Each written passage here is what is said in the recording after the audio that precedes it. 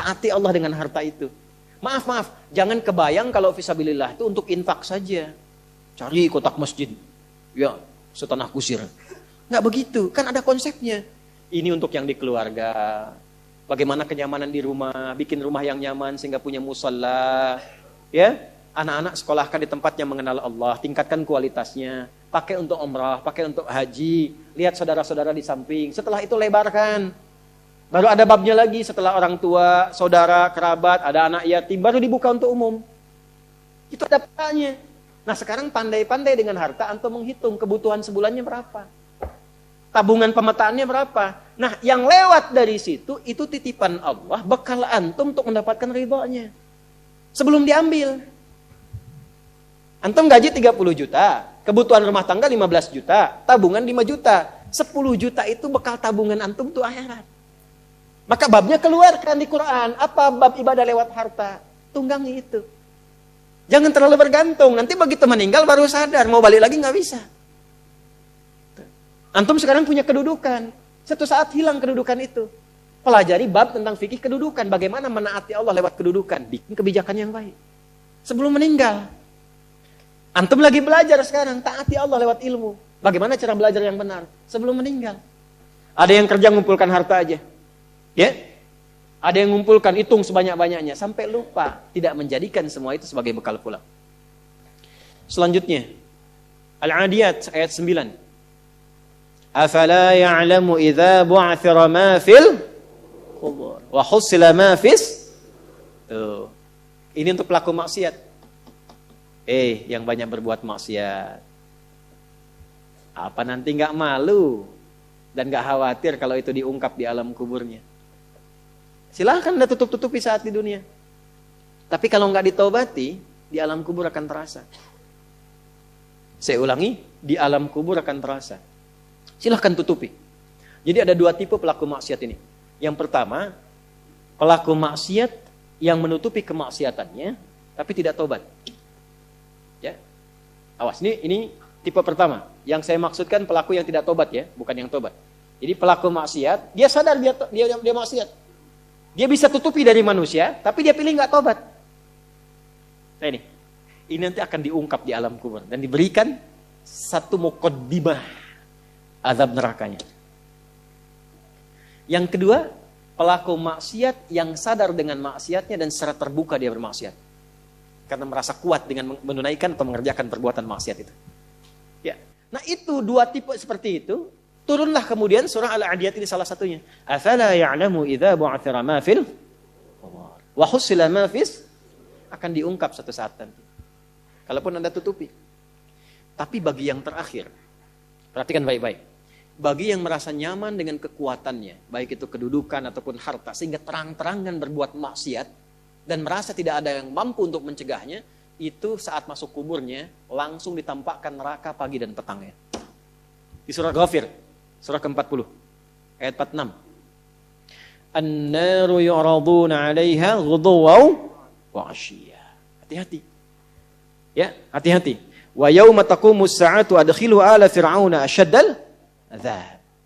Jadi orang-orang yang maaf sekali gemar mengumpulkan hartanya untuk pamer saja, untuk mengoleksi dunia, tak pernah punya visi hidup untuk pulang, maka mesti hati-hati. Alhaakumut takatsur.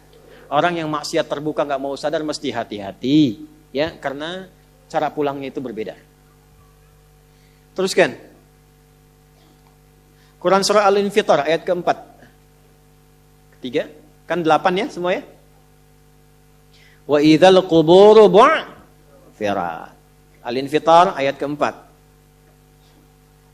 Apabila yang dikubur itu sudah terungkap, terbuka semua. Maksudnya selesai. Terbelah. Ini kiamat. Jadi dikubur pun gak selamanya. Ya. Ada yang pengen abadi di alam kubur? Tidak, gak selamanya. Ya. Jadi kalau yang nikmat di alam kubur tadi, kan diberi kenikmatan ya, kenikmatan pembuka. Itu cuma mukadimah aja Pak Bu. Insya Allah nanti kalau sudah masuk kubur, ya, insya Allah mudah-mudahan dimuliakan. Itu kalau dapat kemuliaan, itu cuma pembuka. Itu cuma pembuka saja, mukadimah saja. Diberi kenikmatan melimpah, enak, istirahat, nyaman dan macam-macam, ya. Itu cuma pembuka aja. Nanti satu masa selesai di situ. Wa idzal quburu bu'thirat. Selesai semuanya. balik kita ke alam lain, puncaknya ke akhirat. Nah, ayat ini Al-Infitar ayat yang keempat ingin menegaskan di alam kubur pun tidak abadi, pindah. Oh, berarti yang pelaku maksiat tadi menyimpulkan, gak apa-apa kan cuma sementara mimpinya bangun. Iya, Cepi, cuma saat bangun lebih dahsyat. Jadi yang dimimpi keluar semua. Ya. Terus, Quran surah Abasa. Ya, surah 80 ayat 21. Baik, pelan-pelan. Kalau tadi kan sudah diungkap ya, di kuburnya bagaimana, nikmatnya bagaimana, bahayanya bagaimana yang mengancam. Nah, sekarang kita akan masuk ke kubur tidak? Akan masuk tidak? Nah, maka di Abasa ini diingatkan. Quran surah 80 ayat 21. Tsumma amatahu fa'aqbarah. Orang yang hidup itu satu saat pasti akan diwafatkan. Kalau sudah wafat akan dikuburkan. Di semua kita tidak ada yang bebas dari penungguan di alam kuburnya. Tadi tunggu. Ini? CAQ semua kan? Calon alam kubur. Kita akan masuk nih.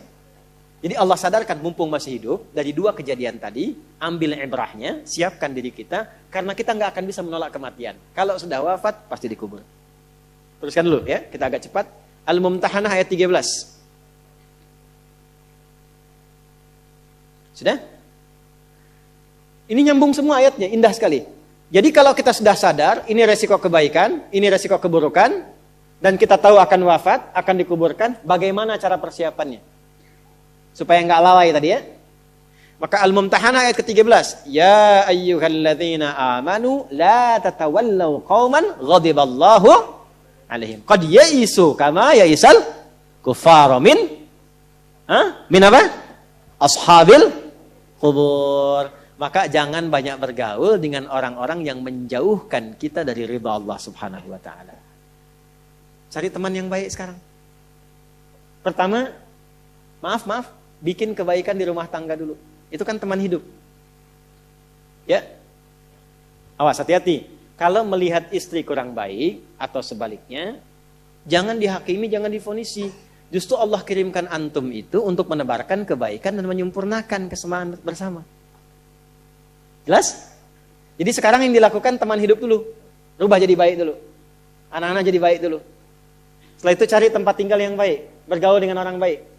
Antum yang kuliah cari teman yang baik. Antum yang kerja cari teman yang baik. Maaf. Kalau ada tawaran, kedudukan, hartanya berlipat, tapi menjauhkan Anda dari Allah, ingat ini. Tsumma amatahu fa'aqbarah. Ingat saat ditawari itu Anda meninggal. Dikubur. Dan ingat ancamannya. Ingat pasalnya tuh. Ya, ingat suratnya. Paham? Nah, karena itu masukkan ayatnya, jangan sekali-kali menjadikan keadaan di sekitaran kita justru memperkuat datangnya ancaman Allah dan nestapa saat kembali ke alam kuburnya. Bahkan orang-orang yang tidak beriman pun, yang buruk pun, yang beriman tapi maksiat pun, itu sejatinya ketika temannya masuk ke kubur gak mau ikut-ikutan. Makanya disindir oleh Allah. Hei, kamu ini sadar gak sih? Orang yang mengajak kamu maksiat itu, lihat temannya meninggal pun, temannya wafat pun, dia gak pengen ikut. Kadang-kadang dia abaikan. Coba lihat. Ya, ada pimpinan misalnya, tingkat tertinggi. Lihat anak buah bawahnya misalnya. Menjalankan tugas bahkan dari dia untuk berbuat salah, berbuat maksiat. Ya, apakah mengedarkan narkoba atau misalnya membackingi kegiatan yang tidak baik. Lalu tiba-tiba dia wafat. Apakah peduli atasannya? Tidak. Yang ada yang terjadi jangan bawa-bawa atasan, padahal dia yang nyuruh. Terus Anda mau jadikan teman yang seperti itu? Dia pada kawannya saja nggak bertanggung jawab. Dengan imannya saja dia nggak peduli. Kalau dia dengan Allah saja nggak peduli, kenapa Anda dia jadikan teman? Dan kenapa Anda menjadikannya dia teman? Kalau bahasa anak sekarang tuh begini, Allah aja dia gituin, apalagi kamu. Ya kan? Ya, Nabi aja dia cuekin, apalagi kamu kan? Ini peringatan Quran, ini bukan dari saya, ini peringatan Quran. Jangan sekali-kali Anda dimanapun Anda berdinaskah, tugas formal, Anda berdagangkah, jangan berteman dengan orang menyimpang. Karena saat Anda susah pun yang akan peduli. Temannya aja yang sama-sama berbuat menyimpang, dia sisihkan, apalagi Anda. Paham? Teruskan. Quran surah ke 35 Fatir ayat 22. Wa ma yastawil ahya'u wal amwat. Innallaha yasma'u man yasha wa ma anta bimusmi'in man fil qubur. Kalau Anda masih belum sadar juga, kata Allah, hei, kamu ini masih hidup, masih punya harapan, masih punya bekal. Kalau sudah meninggal, nggak sama keadaan orang hidup dengan wafat. Mumpung kamu masih hidup, karena kalau sudah meninggal, temanmu yang meninggal pun kamu nggak bisa dengar suaranya. Cuma saya yang tahu keadaan di alam kubur. Karena saya tahu, kata Allah, dan saya punya Rahman dan Rahim, dengan sayang saya sampaikan kepadamu. Karena sayang saya. Ibu maaf, kalau ada anak misalnya, ingin berbuat menyimpang, ibu cegah tidak? Kenapa? Karena ibu sayang. Karena itulah ibu saking sayangnya, maaf, jangankan anak lahir, di dalam saat dikandung pun bukankah dijaga dari yang mafsadat? Dijaga dari yang merusak. Ibu kalau sedang mengandung, mau nggak makan makanan yang kotor? Makanan yang merusak? Tidak kan? Kenapa? Karena sayang kepada bayi yang dikandung, janin yang terkandung. Di tempatnya pun disebut oleh Allah dengan rahim. Karena ada rahim, dijaga betul. Miring kanan susah, kiri susah, telungkup gak mungkin. Dijaga supaya apa? Supaya di dalamnya merasakan ketenangan. Karena apa? Karena ada tempat disebut dengan rahim. Nah, Allah itu sifat rahim melekat kepadanya. Karena sayang dengan kita, diingatkan. Bahasa bebasnya gini, karena saya sayang engkau dengan rahimku. Karena saya cinta kamu dengan rahmanku. Jangan sampai masuk kubur, kamu tersiksa, kamu nestapa. Karena beda antara hidup di dunia dengan kehidupan di kubur. Mumpung masih hidup, cari bekal. Karena engkau tak mampu mendengar apa yang terjadi dalam kubur. Jadi kalau tadi Allah sampaikan, jangan bergaul dengan yang begini, jangan terlena dengan yang seperti ini. Itu karena Allah sayang dengan kita. Itu saja. Jelas ya? Ya, jadi kalau nggak sayang, nggak akan mungkin diingatkan. Teruskan. Al-Hajj ayat ke-7. Yang ketujuhnya Al-Hajj ayat ke-7. Wa anna as-sa'ata atiyatun la raiba fiha wa anna Allah yab'atsu man fil qubur. Tapi jangan khawatir, sekalipun engkau masuk ke alam kubur, kata Allah, karena sayang, aku pesankan berbekal dari sekarang. Di alam kubur aku penuhi nikmatku kepadamu. Tapi itu cuma sementara, besok-besok selesai aku bangkitkan semua kalian, aku tepati janjiku untuk memberikan surga kepadamu. Karena itulah orang yang baru mau meninggal dalam sakaratul mautnya, kalau benar dia mengikuti apa yang Allah pesankan dari ayat-ayat tadi, maka Allah berikan pendahuluan sebelum masuk kubur. Ditampakkan bahkan surganya di hadapannya, dimasukkan dalam golongan hambanya, ditenangkan saat wafatnya. Ya ayyatuhan nafsul mutmainnah, irji'i ila rabbika radiyatan fadkhuli fi wadkhuli. Nah, jannahnya ditampakkan. Terakhir, At-Taubah ayat 84. Quran surah At-Taubah ayat 84. Kalau ada orang yang tidak peduli dengan peringatan ini. Ini 7 ayat nih, itu pesannya. Ini bukan ilmu ta'ati ya, untuk mengingatkan saja. Kadang kita sulit sih, tapi kalau antum ngambil jurusan yang sama, itu insya Allah mendapatkan kenikmatannya. Contoh begini misalnya. Kenapa ada ayat di Quran itu jumlah bilangannya sama? Serupa dengan lawannya. Malaikat disebutkan 88 kali. Setan disebutkan 88 kali. Nah, lawan tugas malaikat itu setan. Malaikat membisikkan kebaikan, setan memprovokasi keburukan. Jumlahnya sama. Karena setiap hari pun kita nggak akan bebas dari 2 bisikan itu, baik atau buruk. Nah ini, kenapa ayat pengingat alam kubur dan kehidupan dunia 7 kali? Salah satu pesannya adalah karena kita 7 hari beraktivitas selama hidup di bumi itu. Maka diingatkan setiap hari. Maka setiap hari itu mesti ingat kematian. Sebelum tidur istighfar, siap nggak bekalnya, lihat temannya, selamat nggak keluarganya, ya maaf sekali, saya berulang kali minta maaf nih, ya berulang kali. Ada seorang suami saleh, istrinya salehah luar biasa. Satu kali suaminya karena kelelahan, bangunnya agak terlambat, biasanya jam 3, ini setengah 4 bisa. Itu istrinya bangunkan sambil bersenandung. Pak, sayang, cepat bangun Pak. Perjalanan kita masih panjang, sedangkan ajal semakin mendekat. Sedangkan para musafir sudah punya banyak bekal di depan kita, kita mesti nyusul mereka. Bangun Pak. Itu Masya Allah kalau pakai bahasa Arab indah sekali. Pak, ajal itu mendekat kepada kita, sedangkan perjalanan masih panjang. Teman-teman kita sudah di depan, bekalnya banyak sekali. Maksudnya apa? Teman-teman kita sudah ada yang hafal Quran, sholatnya nggak putus, malamnya banyak tahajud, puasanya nggak putus, sunnahnya dikerjakan. Kita ini, ya Allah, mau bangun tidur aja susah ya Allah. Mau tahajud aja susah. Sementara ajal datang semakin dekat. Pak bangun pak. Bangun pak. Takutnya kita meninggal malam ini. Kita nggak bisa menyusul teman-teman kita yang sudah di depan. Itu istri bangunkan suaminya. Ada lagi yang suami mau kerja dibisikin istrinya. Pak, jangan sampai cari yang haram ya. Papa nggak bawa apa-apapun ke rumah di hari ini. Kami keluarga akan sabar. Mama akan tenangkan pada keluarga supaya sabar. Tapi pak, kami nggak akan kuat merasakan sedetik pun di neraka jika papa bawa yang haram ke rumah. Masya Allah. Nah ini disebutkan pengingat itu 7 kali. Di 7 ayat berbeda untuk mengingatkan setiap hari ingat wafat. Setiap hari ingat pulang. Setiap hari kita akan mengalami suasana di alam kubur. Jangan sampai meninggalkan dunia dalam keadaan yang terancam. Kalau masih nggak sadar juga dengan pengingat ini, muncul ayat ke-8. Muncul ayat ke-8. Di At-Taubah, ayat 84. Tempatnya pun At-Taubah. Ngajak taubat dulu sebelum diingatkan.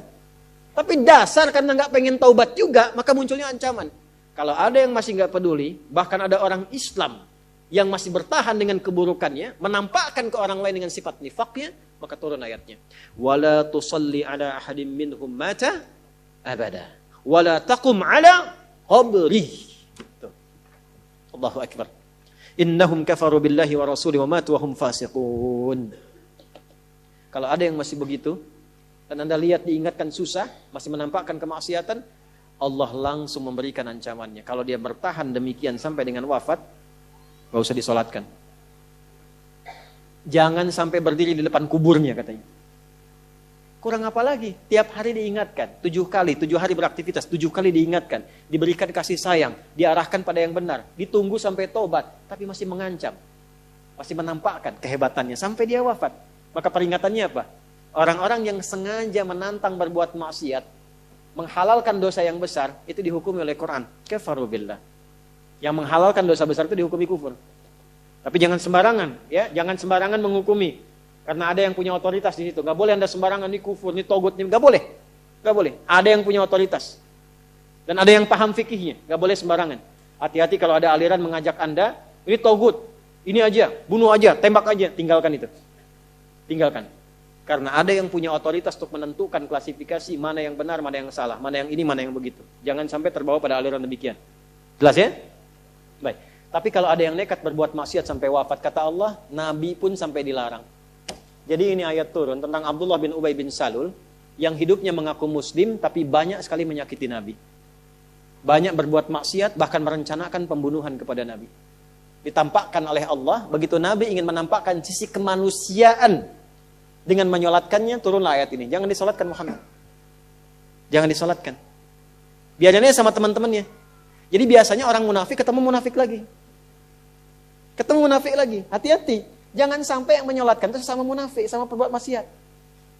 Orang Islam dilarang yang beriman yang baik, bahkan wala taqum ala qabri. Ke kuburnya pun jangan diantar. Jangan berdiri di depannya. Jangan sampai terancam demikian. Karena itu kalaupun ada yang nampak ciri-cirinya, kita doakan supaya kembali ke jalan yang benar. Kita tunjukkan kebaikan dengan lemah lembut. Supaya dengan itu sadar dan menjadi bagian dari orang-orang beriman yang mendapatkan ridha Allah Subhanahu wa taala. Apalagi kalau itu bagian dari keluarga.